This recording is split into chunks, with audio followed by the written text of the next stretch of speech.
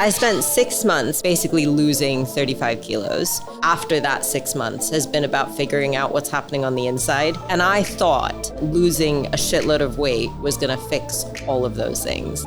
And what I've come to realize is those things don't go away. Some family life was sacrificed, social engagement was sacrificed, but you got rid of 35 kilos that you wanted to get rid of. So you've worked bloody hard, and then it's like, guys. Fuck, I still have something to do. Yeah, why can't it just be peaceful now? Yes. People get to the end of a transformation similar to what you got to. We've removed all the weighing of food, macronutrient management, all of that. That's the point that tips them back in the wrong direction. You have to get to the root of what got you there to begin with. So if you've never really spent time on that part, yeah, it's really easy to go back to poor behaviors. At the start of your transformation, if I'd have said to you, why are you doing this? What would your answer be? To be happier. You were chasing happiness. Yeah, and still chasing happiness. Now. Yeah, because it didn't come from that. Hello, everybody, and welcome back to another episode of the InnerFight Podcast. I hope you've had a fantastic week.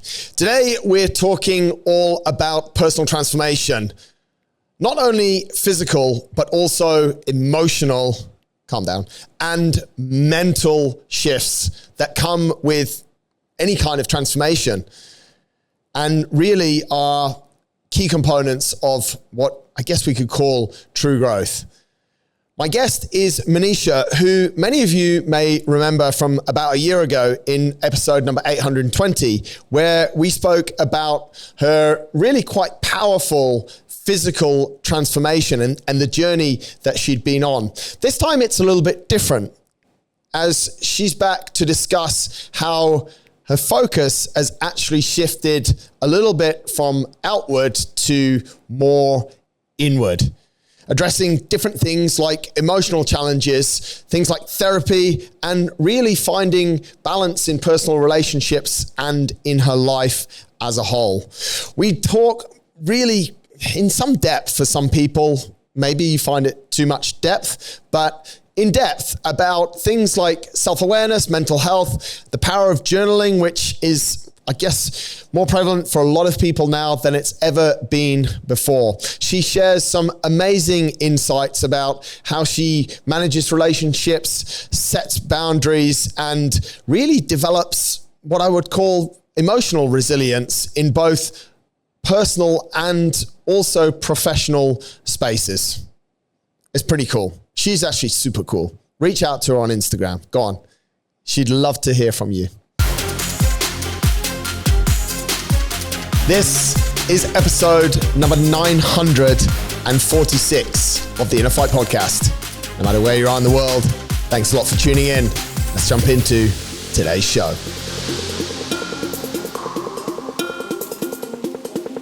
It's not 1 year. It's a little bit longer. 15 months ago. Wow. Show number 820.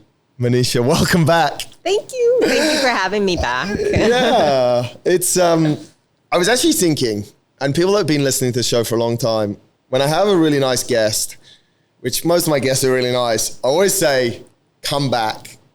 And you're the first person that's come back for a while. What's wrong with me? Yeah, which is, I've had Tom Wolfe on a few times. I've had Yanni Brakovic on a few times. You're actually a handful of people that have accepted my invitation. Well, I'm glad that I came back. I'm glad that I wasn't scared to come back. Exactly. Well, I guess that goes with what we were talking about in that previous show, where you were in a phase of life where you were saying yes to pretty much everything. Trying new things. How's that going for you a year on? Are you tired yet? Yeah, getting there.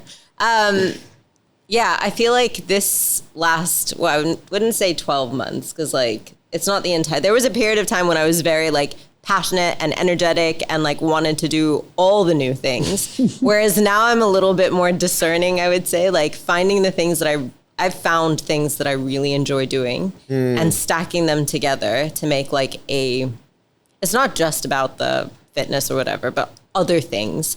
I realize now what works for me. So yeah, and I'll still like to put myself in uncomfortable positions. Hence here. Back again. But I feel like it's just a little bit more nuanced, like a little bit more specific. Okay, it's going to help me to achieve X, or it's going to help me feel, and then I'll say yes. Versus, I think before I was just like, oh my God, I want all the new stuff.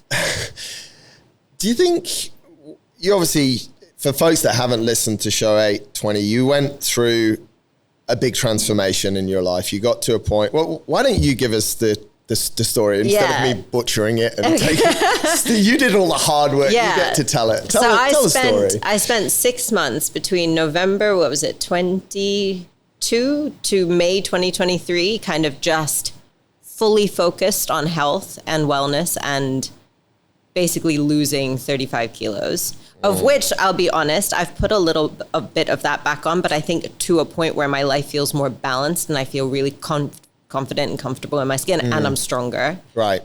So all like positive things.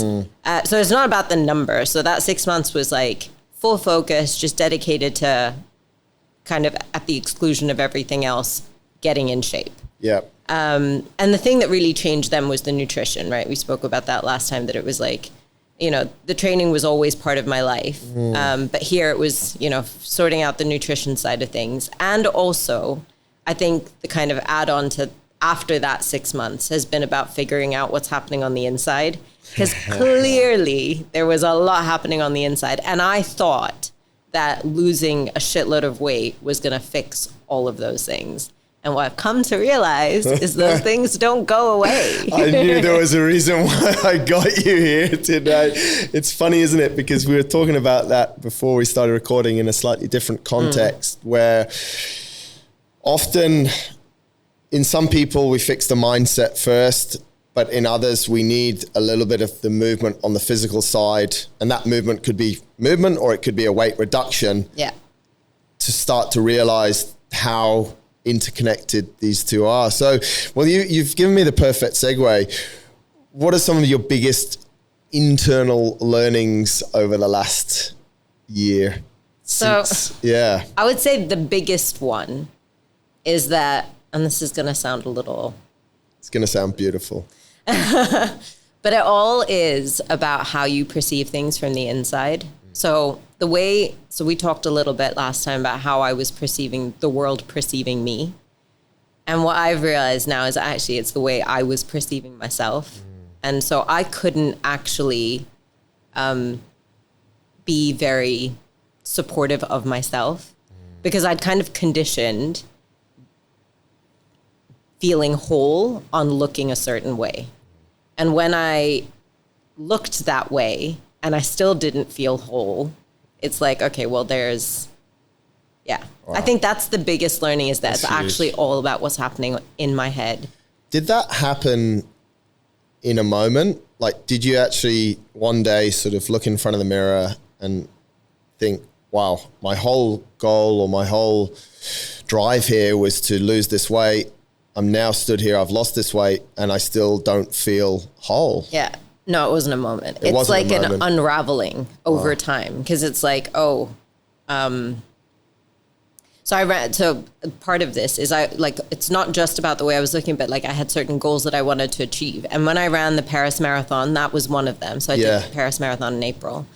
I thought like, oh my God, now I feel like I unlocked another level and now I'm going to feel great. Except I felt great for like 5 minutes when it was done. Like being like, that's checked off. And I'm like, okay, but I still feel like this emptiness on the inside. Like, where is that? What is going on? And so it was like layer after layer of, I thought it was this, I thought it was being able to fit in this dress, or I thought it was, going to my desk reunion and having people see me look a certain way. Was that going to make me happy? All of those things stacked up, and it's like, no. So what is it? So it was, I think it's over time. It hasn't been a moment. For a lot of people, that sounds like a lot more hard work and a lot bigger journey.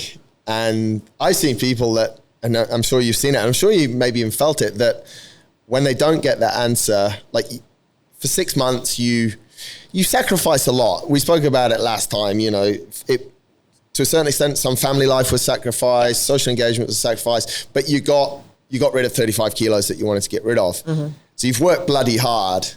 And then it's like, guys. Fuck, I still have something to do. That's what I'm saying. Yeah, why can't it just be peaceful now? Yes.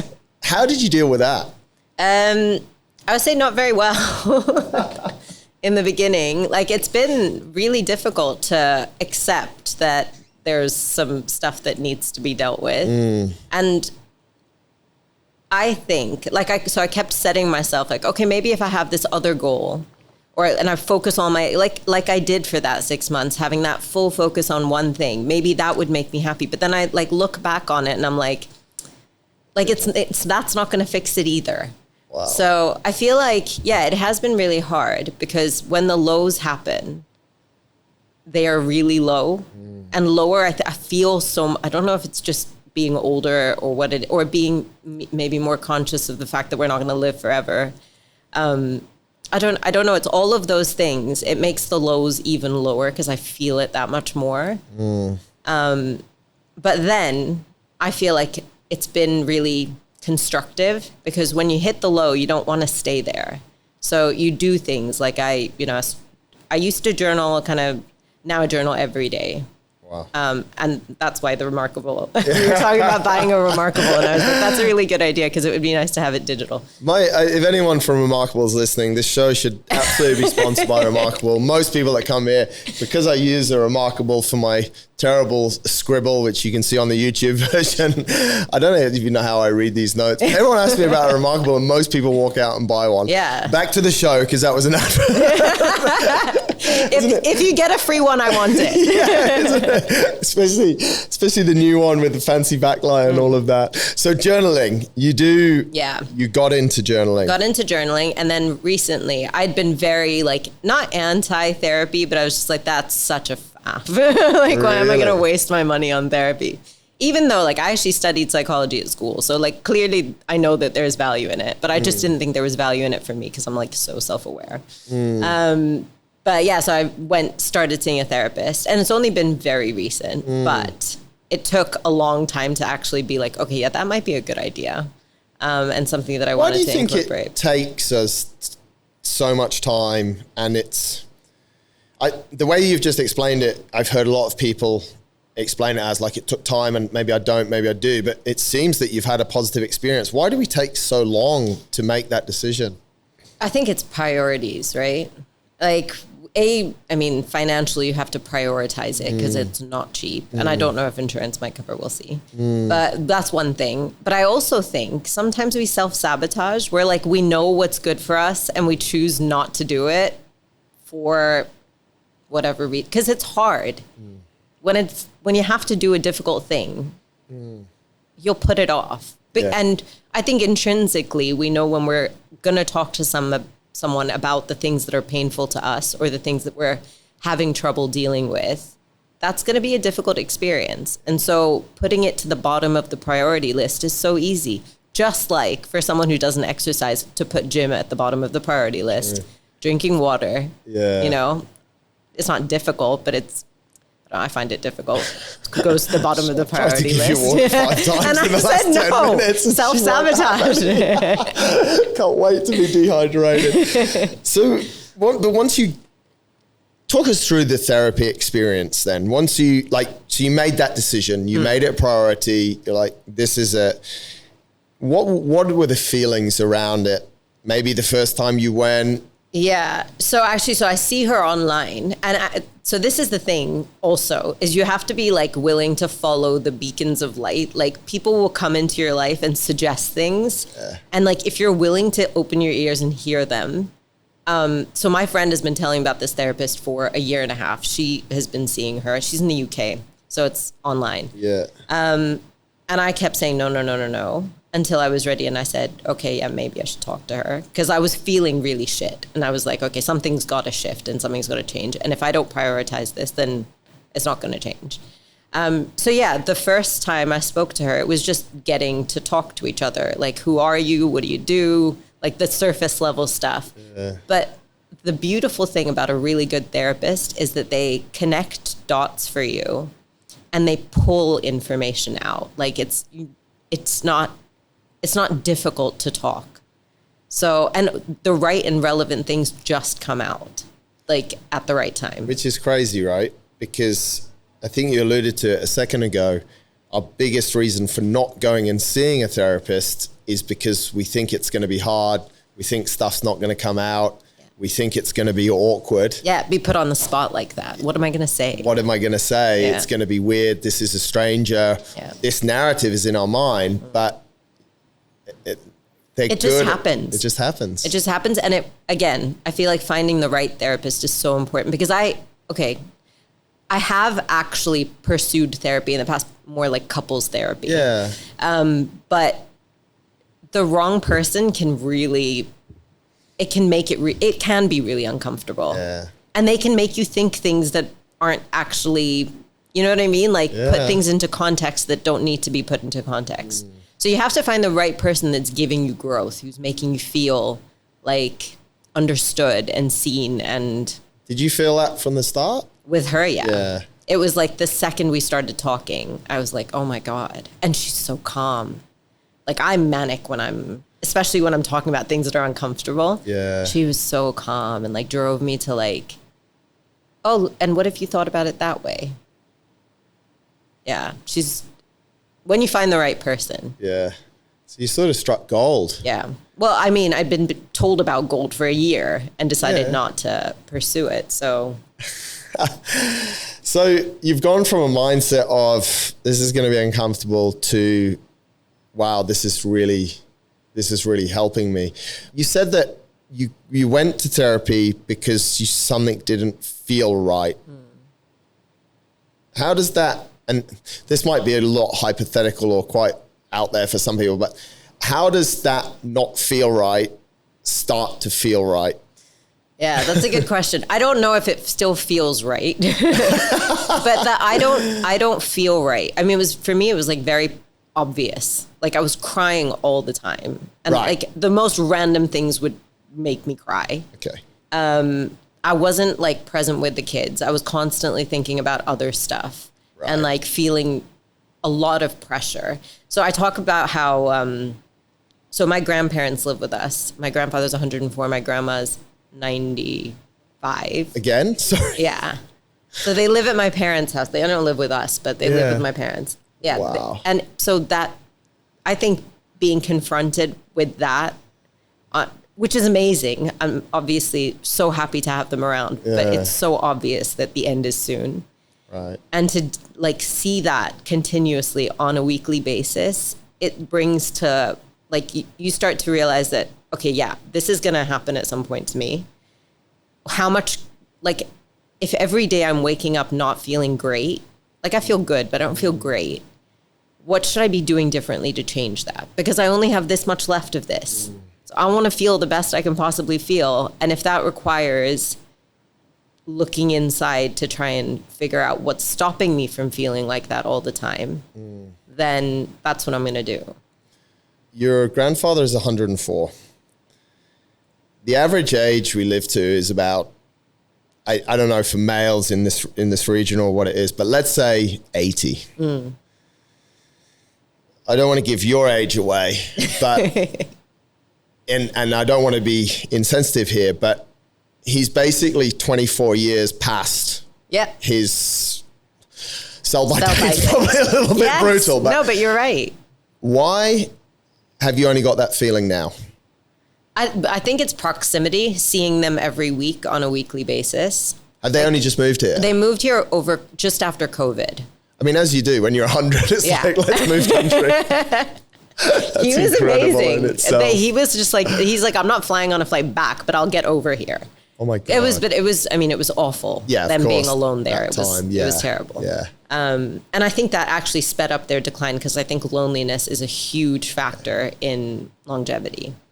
So the fact that you're seeing them on a daily basis is mortality right in front of you. Yeah. And that's I think that's how I've interpreted it. Yeah. Yeah. So you're waking up not feeling fulfilled. You're feeling fulfilled, but not completely fulfilled. Yeah. The clock's ticking. So you start to speak to a therapist. Yeah. Well, it wasn't so linear. It's not so linear, but if I'm trying to connect some of the dots, it's like, so how does it help though? So I think so far for me, what I've begun to understand is that a lot of the time I put a lot of pressure on myself. So looking at myself from the outside in by talking to someone somehow makes it really apparent what I'm doing to myself. And then I can, so what do I need to do about that? And then I can have like, okay, today or this week I'm going to focus on whatever it is. And then it's like having an action plan, but to address how you're feeling on the inside. And also like things will constantly happen, on the outside. There's going to be difficult things that I have to face. And whereas normally I feel like what was happening is that you go up and down and up and down and up and down. At least now I'm A, conscious of the up and down. Yes. And then B, I have strategies to address them and also changing the perspective on them. So if someone treats me badly, it's not, okay, I've perceived that. Have they really treated me badly, or if I made that connection? Or, I've not done well at something fell through the cracks at work. I would spend days ruminating about like, really? I could have done this differently. I could have spoken to that. Or even like a small thing, like talking to someone and I didn't get the reaction I wanted. I would fully internalize that. Doesn't matter what they were going through or, what they were coming to the conversation with. I fully decided that's my fault. So there's all this stuff that like, okay, now I'm at least, it's only been a couple of weeks, but at least I'm now conscious of it. And I have, okay, I can talk to her about this now. And I have the sounding board. You've mentioned it a few times, and what I almost call reframing of things is probably, I think it's one of the biggest tools we have, because that person has spoken to you. And again, this is you need to focus and not be in traffic when you're listening to this, maybe, because it's quite hard to put it together. But a person has said something to you based on how they're feeling on a certain day. Now, based on how you're feeling, you've reacted in a certain way, which for you is to internalize it. But that person didn't mean it in that way at all. Yeah. But it makes you wake up the next morning feeling incomplete. Yes. That's such a good summary. That's exactly it. That's exactly it. And then when you start to, put yourself back into yourself and say, why did I interpret that situation that way? And it's not this whole monologue. I mean, we're thinking all the time, right? The thoughts are constantly happening. So when you catch it, running is a really good way to do this, by the way. So like when the words come up in your brain that are like, oh my God, I could have, like, why did I do that? Or that was such a stupid thing to do. It's catching that and then turning it around and saying, actually, why am I feeling like that was such a negative experience? Switching it around. It's funny how, you mentioned it before, it's funny how your journey has gone back to psychology. Yeah. It's funny because I thought that everything that needed to happen really needed to happen on the outside. And then I was going to be like, I'm going to be happy now. Yeah. And then it's like, it goes back to this analysis. Yes. Psychology. Do you think people get to the end of a transformation similar to what you got to, and this stuff that we're talking about, which is harder because it's not measurable, it's not visual, there's no scales involved, we've removed all the weighing of food, macronutrient management, all of that. That's the point that tips them back in the wrong direction. Very possibly. I mean, I've spent a long time being really afraid to go back to what I was. And so it was a lot of, I think that's also where the being hard on myself came from, is like, oh my God, you can't. Don't fuck this up. I mean, that's the voice, isn't it? Yeah. 100%. So I think, maybe that's what happens, because you have to get to the root of what got you there to begin with. So if you've never really spent time on that part, then yeah, it's really easy to go back to poor behaviors. And I think there's room for balance. Like what I was doing was not balanced. Yes. Introducing balance is also really important. You want to have fun. You want to, try new things, like try new foods or whatever. But at the same time, you also want to, you can't do the same things expecting a different outcome. Like you have to do different things. At the start of your transformation, if I'd have said to you, why are you doing this? What would your answer have been? To be happier. So you're chasing happiness. Yeah. And still chasing happiness. Now. Yeah. But because it didn't come from that. So you're making this really easy for me. So what is happiness? Oh, God.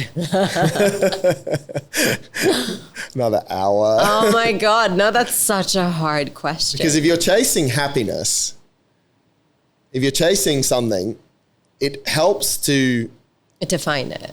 To know what it is. Yeah. I'm actually, okay, so I'm going to change that and say, actually, it's not happiness, it's peacefulness. Like just to be okay. Yeah. Like just to be comfortable in my skin. That was the beginning of that. I wanted to feel at home in my body. Yeah. Because I definitely didn't before. And now it's more, and actually now it's even more that. It's more wanting the feeling of wanting to be home in my body. Which will bring you peace. Yeah. Which will, if you woke up in the morning and you felt that wholeness in your body, you'd feel peace. Yeah. And if you felt that peace, you'd feel happiness. Yeah.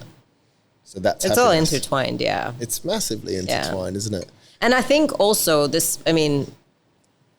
another reason why I probably would have wanted to do it is because I wanted to be a better person, but also very specifically a better mom. I didn't want the boys to have to experience what I felt like I experienced. Yeah. And more and more I realized that like it's all about like how I could tell them to do things. They're never going to do them unless I'm doing them. So if I say, get off your phone, but I'm on my phone, they're not going to do it. Similarly with all the other things. So I think another huge part of this has been like,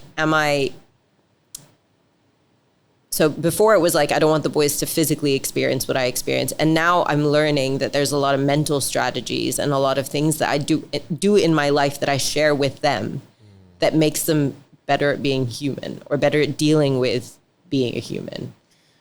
So who are you or who you were as a mother and who you now are as a mother, is it different? I don't know if that's me that's changed or I think, yeah. Because I think, I was always a loving, doting mom. Right. Like I love my boys. I think I'm now a lot more selfish, but love them the same, if that makes sense. Like I'm not looking to them to be, I think when they were younger, and also as a new mom, like you look at your kids as like an extension of you and the thing that's supposed to give you joy and happiness and comfort and all that stuff. Whereas now I actually, like there's a bit more of and maybe this is their age as well, but there's a bit more of a separation because Noah's 14, Marcel's 10. They're older, they're independent people. I'm not looking at them to validate me anymore. I'm really focused on just me validating myself and then being able to give to them so that they can thrive. And if you flip that, which mother would you want your mother to be? Oh, yeah, the second one. Second for one. sure. Which is quite crazy, isn't it? I think as parents, we often don't realize that, well, I don't know if this is for everyone. Maybe I think it was very specifically for me because I knew from a very young age that I wanted to be a mom.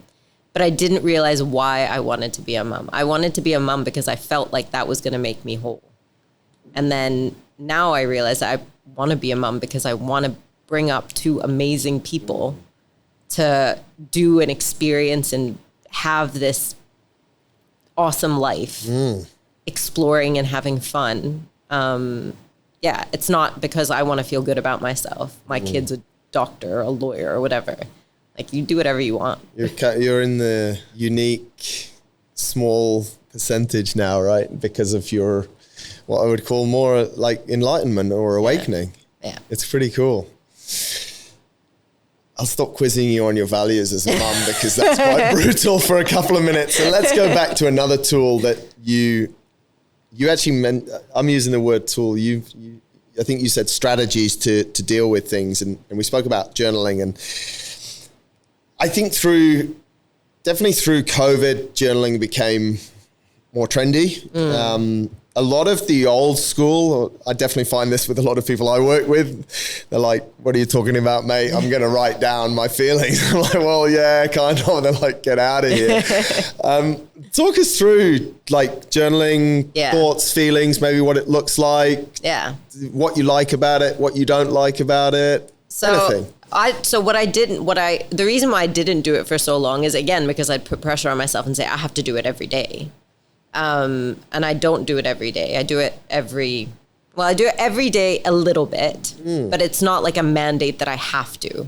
I choose to because I know it's going to make me think and feel better. And the way I do it is I usually take myself out to coffee or sit at my desk with a coffee. It's usually paired with coffee. And I have no construct of what I write. I just write. So if it's something that's been bothering me, that's probably the first thing I'm going to write about. If it's something that I need to get done, or I know that I want to, I need to smash this out today, I'll make a list. It literally is whatever is in the moment that I feel like I want to get out of my brain and put somewhere physical. And it helps me organize kind of my thoughts a little bit, especially the things that are negative, because I feel like I need to take them out and put them somewhere so that they'll stop bothering me. Yeah. And also it helps with perspective, because the second you start writing something down, you're looking at it and you have a chance to make space with it, as opposed to feeling really emotional about it. So yeah, sometimes it's things that are happening. Other times it's things that I want to celebrate. I'm feeling really happy about, or I had a fantastic run this morning, or I had such a good strength session this morning. Like, that felt really good. More of that, to remind myself that it felt really good. And then sometimes it's just like a to-do list. Do you go back to what you've written a lot? Sometimes. Especially if there's a continuing journey with someone. So if there's a relationship, or if there's a friendship, or there's, with Chris often, like, I'll go back at my notes and be like, oh, that's what that was. Yeah. Yeah, like, that makes sense now. And also, it also helps me figure out how I'm going to deal with the person next. Because then I've, like, had that space. And I can then go and say, I'm really sorry. I now realize that that's what was happening. And I'm not afraid to say sorry about anything. Like, I know we're fallible. We'll make mistakes. Yeah. And I'm very good at, like, now, I don't think I was good at this before, but actually saying with time that, there's things that I should have done differently, or, next time I won't. That's quite interesting as well, because it plays a little bit more into awareness. I like that sort of preface, next time I won't do such and such, or I'll try to do this slightly different, because what we're talking about is changing behaviors. Yeah. And we're talking about almost reprogramming a subconscious mind that's behaved in a certain way for a number of years. So in order to expect to be able to do that, we have to have intention around, so next time this comes up, I will do. Yeah. And it could be 3 or 4 points, couldn't it? Or I will sit with it for, I think that's one of my biggest things, or one of my biggest learnings, not recently, but over the last few years, as things go faster, the ability to just turn around and say, I'll come back to you on that tomorrow. Yeah. Because I always flip it around and go, okay, if I'm asking someone to make a reasonable decision that's going to impact their life and mine, do I want them to make it when they're driving down Shakeside Road on a phone? Yeah. Not really. Yeah, 100%. And I mean, that's lines of communication, isn't it? That's why I believe we should continue to use different tools in communication, phone calls, WhatsApps, emails, letters. Yes. I don't actually write any, but the concept of actually writing, it's because my handwriting is so bad. Love the idea of it. Yeah, I love the concept. But it's like, I don't want, if I go to a doctor, I want them here to fix me. Yeah. So that's how I should behave as well. Yeah. So there has to be this comfort of just sitting down and thinking about how we're going to respond to something. Yeah.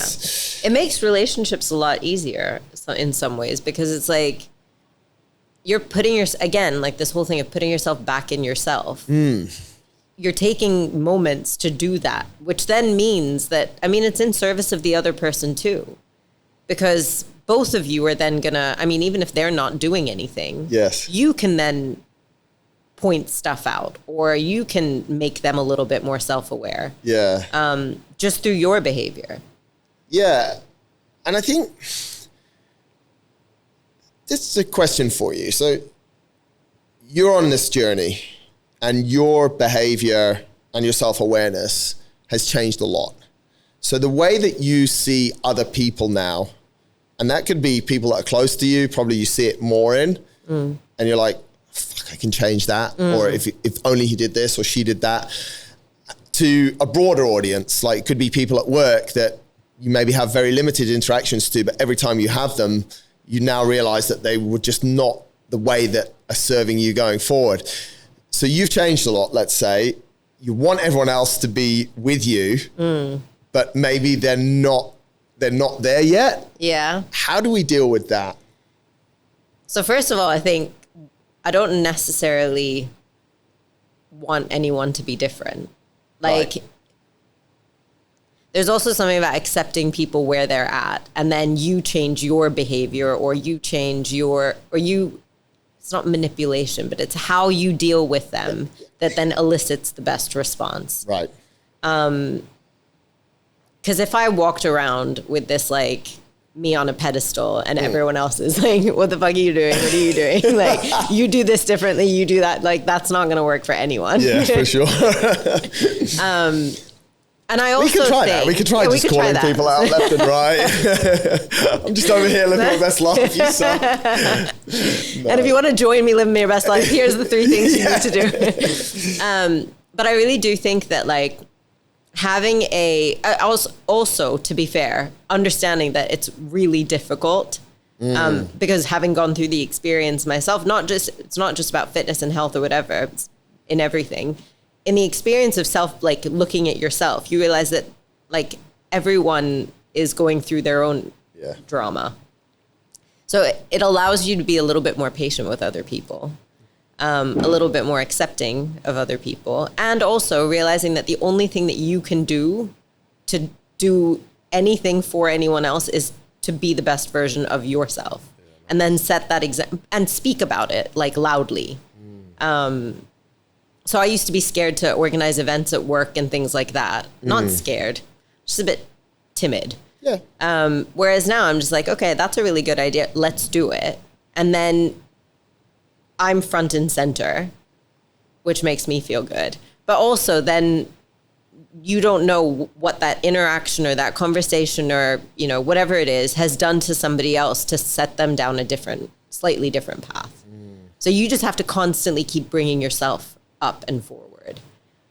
And I guess what you're saying there is one of our roles is service of others, I believe anyway. 100%. I think we're here to, it might sound a little bit woo-woo, but we're here to win together, right? And good teams win because the team is strong and players pull each other up. So you've now learned a skill set and developed in a certain way that you actually have more awareness and more tools to pull people around you. And I think what you're saying as well is the way that you try and do it on day one might not work. Yeah.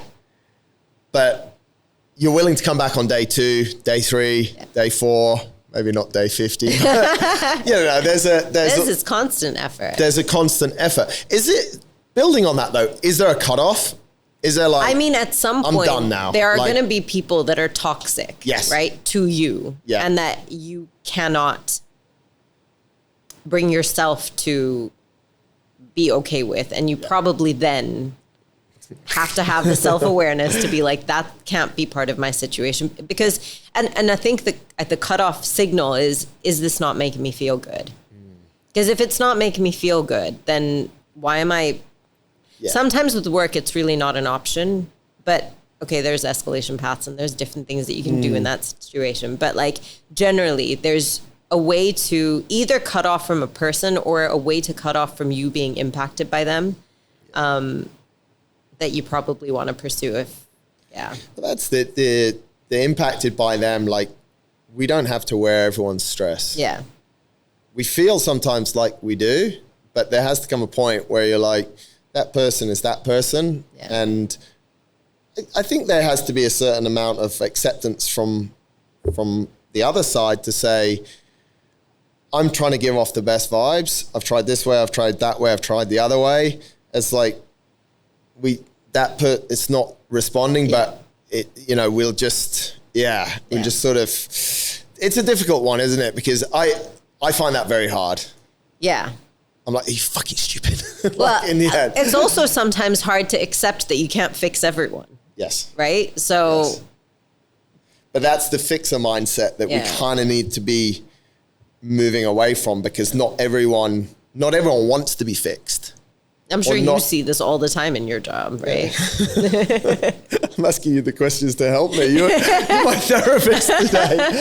I want to jump into, you mentioned it a few times. We've spoken a lot about the impact at sort of outside in life, work life. How's that changed? Because we're now, like, again, if we go back to it, from November till May, you're going through this big transformation. Now you're probably starting, and with these new tools that you've got and this new self-awareness, you're probably starting to see work a whole lot different. Yeah, I definitely feel like the one thing that's changed is this, I would say very bad at promoting myself, whereas now I'm less conscious of it, and I'm quite happy to say I'm really good at what I do.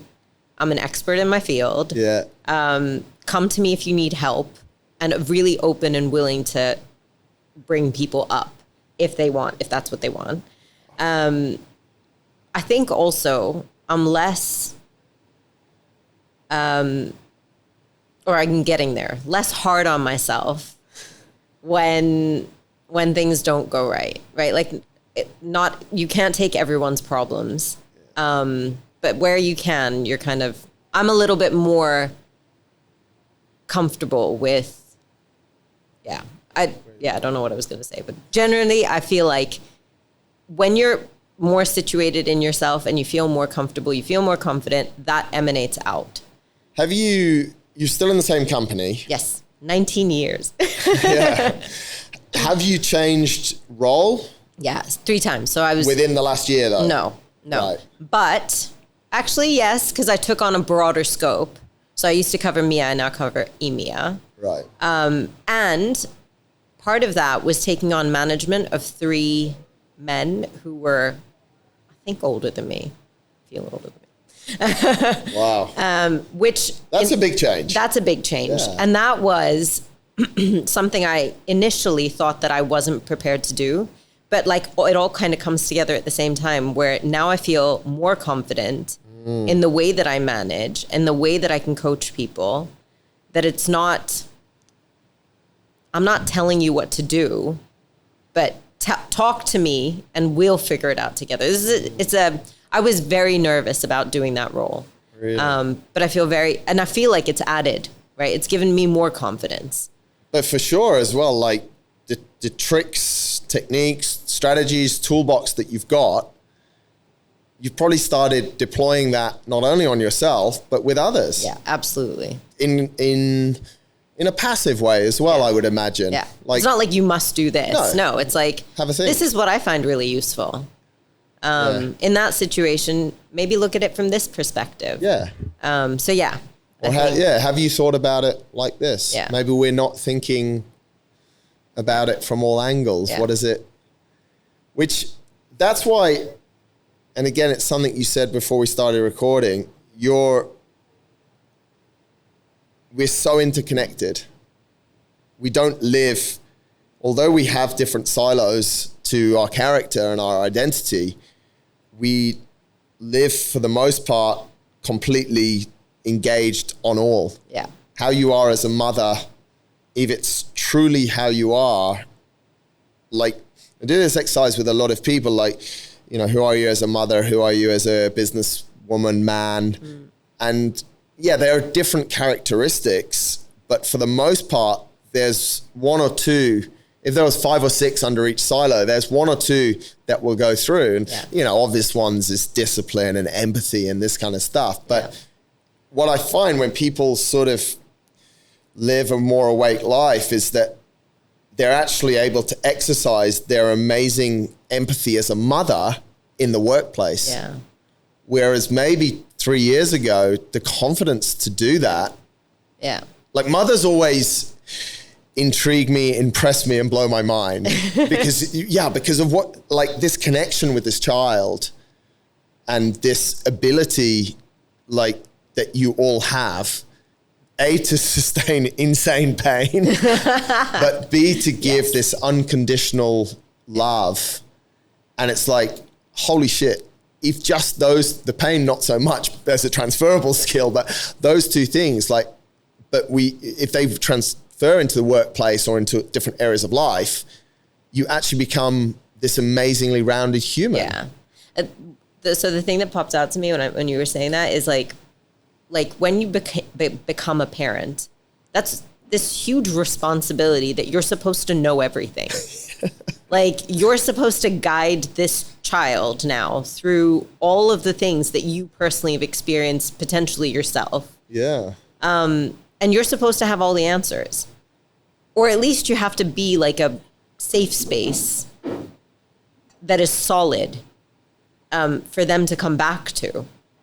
And I think as the confidence has built and the strategies have been implemented, I've become, like you said, you do it at work, you do it at home, you do it all these different places. You become that safe space, which is solid and dependable. And meanwhile, you're frantically trying to keep your head above the water, but on the outside. Yeah. But I imagine that experience, I think you've alluded to it there or wrapped it up well there, like of someone coming into your office for a conversation 18 months ago, the experience for both of you now compared to what it was would be so different. Yeah. Yeah. And the experience with your children, with your husband, like everything is different. Yeah, it is. It's different. Again, like the perspective on the inside has changed. So everything has changed. And I think if you'd asked me this like 5-6 weeks ago when I was in one of those slumps of feeling very overwhelmed and like I can't seem to get anything right. And, you know, I still feel this is a good day. But there's ups and downs always. I think, I don't know that I would have said it was that different a year ago versus now. Today I can say that. Because we're not in the heat of the battle. Yeah. We hear that a lot. Life's full of peaks and troughs. It's not linear. How do you see it though? Are the troughs getting shallower? Are there peaks coming down as well? Like, if we try and visualize it as a graph, like, what are you actually, if I could fix one thing, let's go down that route. You know, if we could fix one thing, where would that graph, how would it play out? So I think, and this is probably not a good answer. I'm sure it's a great I think answer. the lows have gotten lower and the highs have lost their high. Yeah. So like the whole thing is shifted down. Wow. And actively, what I'm trying to do constantly is to shift it back up. And that could be through, you know, training or eating well or sleeping better. But like, I think the natural trajectory has been that Really? it's gotten harder. And like the lows, I feel them so much more. And the highs, I feel like the things that are supposed to make me feel like that just don't. You know, for a while they weren't. And maybe that's the thing that I'm trying to get back to is like, okay, maybe, so if you shift the highs back to higher, then like the medium point comes up. Do you think the highs previously are things that just don't bother you anymore?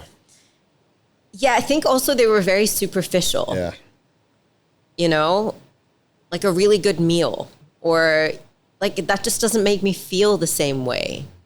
Or like like even doing the marathon. I thought that was going to be like this. Yeah, you said it lasted 5 minutes. Yeah, it was like so short-lived. And then I was immediately down again being like, fuck, now what do I have to do next to bring it back up?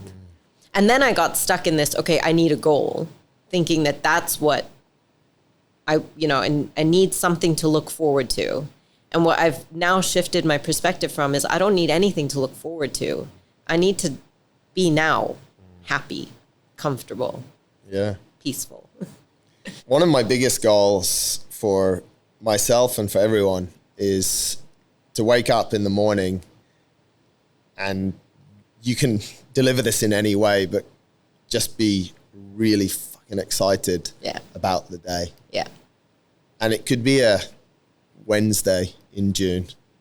Yeah. Because that's no longer superficial, that's a feeling. Yeah. And it's like, it doesn't matter if it's a 30-minute run on the beach or if it's a meeting or what it is.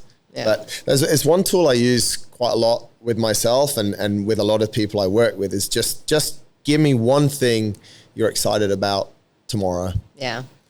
You know, and then because we're trying to almost create a positive stream of consciousness that we're just feeding the brain. Yeah. But previously people for so long have conditioned the mind to chase this great night out, this beautiful holiday, and they're all those highs. So I would say there's this resetting period where my high tomorrow is just waking up going, fuck yeah, it's Monday. Yeah, I love that. That's such a good way to look at it. But that's peace and that's happiness. Yeah. Really. Yeah. It's like if you think about what we've spoken about, feeling good and you know, super, like that's it really. Yeah. Like just to wake up and it sounds again a little bit woo-woo, but the fact that you can wake up, you can go to your kitchen, put on the jug and make a cup of coffee. Yeah. Like how good's that? How good is that? Like with zero weight. Yeah. Like there's nothing pushing you down. Yeah.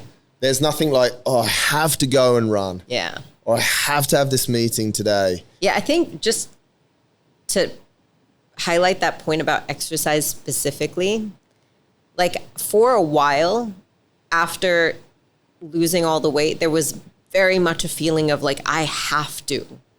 I'd never looked at training like that before.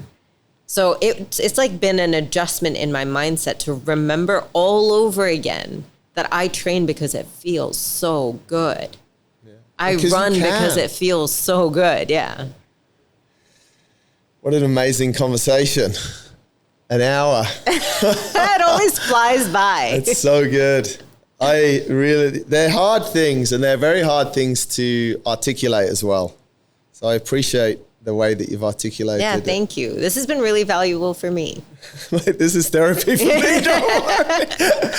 Lots of people ask, therapy. why do you keep doing a podcast after all this time? And I'm like, because I get to ask questions and learn things. And yeah, it's super nice. Maybe another year on. Sure. I'll be the first one who comes back for the third time. Third time, annual. No, it's phenomenal. Yeah. And it was a super open conversation the first time we chatted. Folks, if you haven't heard that, show 820. And that's if you enjoy our voices. If not, don't waste another hour. But I think this is, it's amazing. Thank you. Thanks for so having much. me back. Amazing.